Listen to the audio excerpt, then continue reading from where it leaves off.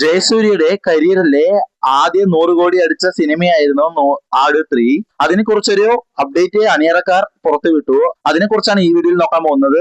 അതിനു മുമ്പ് movie അപ്ഡേറ്റ്സിന് subscribe ചെയ്യാൻ മറക്കരുത്. ആട് 3ന്റെ തിയേറ്ററുകളിൽ ഓടുന്നത് അവസാനിക്കുമ്പോൾ അതിന്റെ കളക്ഷൻ എല്ലാം പുറത്തുവിട്ടു അണിയറക്കാർ. കേരള ബോക്സ് ഓഫീസിൽ 53 കോടിയാണ് ആട് 3 നേടിയിരിക്കുന്നത്.